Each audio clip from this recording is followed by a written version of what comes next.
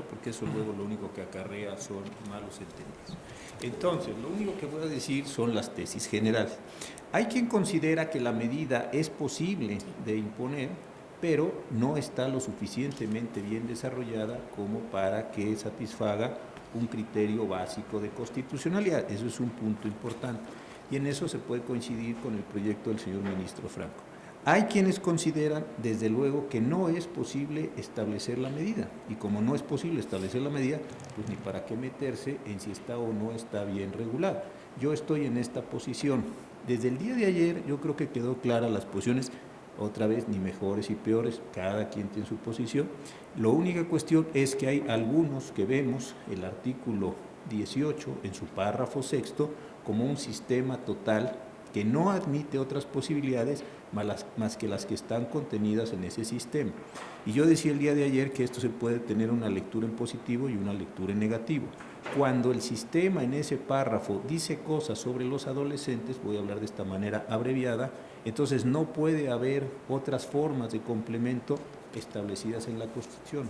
Cuando esta Constitución no lo establece expresamente, entonces sí se pueden traer a cuento de los adolescentes otros elementos constitucionales para complementar el sistema. Si esto es así, entonces la pregunta que yo creo que debemos hacer es, o al menos la que yo me hago es esta: ¿es posible la privación de libertad personal como medida preventiva o ahora cautelar? Y lo cautelar tiene mucho que ver con lo preventivo, que es la manera en la que doctrinalmente se suelen diferenciar, o se suelen más que diferenciar, caracterizar estas condiciones. Lo decía muy bien el ministro Pérez Dayán, una vez que algunos han señalado que el párrafo sexto no está sellado, sino que permite la entrada de otros contenidos, pues les parecerá razonable, por un puro ejercicio de mayoría de razón, el admitir que el internamiento o la condición de resguardo domiciliario es mejor que la prisión preventiva. Y eso parece razonable desde esa lógica que yo no comparto. Para quienes, por el contrario, pensamos que esta privación de la libertad no es posible porque no está autorizada por el 18, párrafo sexto, entonces, insisto, ni siquiera tiene que ver con la condición de privación, ni siquiera tiene que ver ya con el tema. ¿Por qué? Porque no se puede dar esta privación de libertad.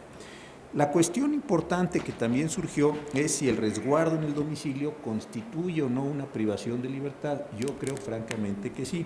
Si vemos lo que dice el 119 en la fracción 1, es una presentación periódica ante juez.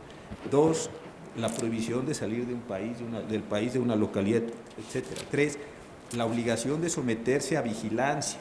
4, la prohibición de asistir a lugares, reuniones, etcétera. 5, la prohibición de convivir con personas. 6, la separación inmediata del domicilio. 7, el resguardo en su domicilio. Si domicilio suele ser algo entendido en un lenguaje general como guarda o custodia, que a una persona la resguarden en su domicilio quiere decir que está guardada o custodiada o algo parecido a esto en su domicilio.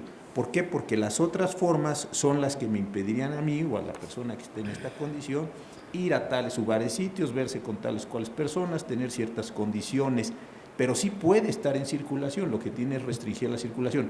¿Dónde se le impone esta condición de privación de la libertad? Cuando se le pone en su domicilio, no se le puede sacar.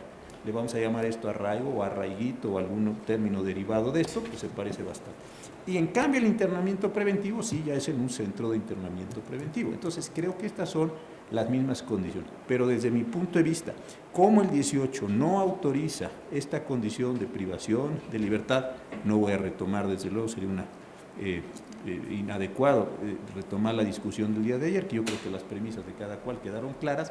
Creo entonces que esta forma, por benéfica que sea, sigue teniendo la nota material semejante de privación de la libertad y por ello no podría ser impuesta. Simplemente yo quiero aclarar mi votación, cada quien aquí sabe cómo vota. ¿Por qué razón? Porque sí creo que hay varios elementos que están discutiéndose simultáneamente, como debe ser una discusión de un órgano colegiado. Gracias, señor presidente. Gracias, señor ministro. Yo quisiera,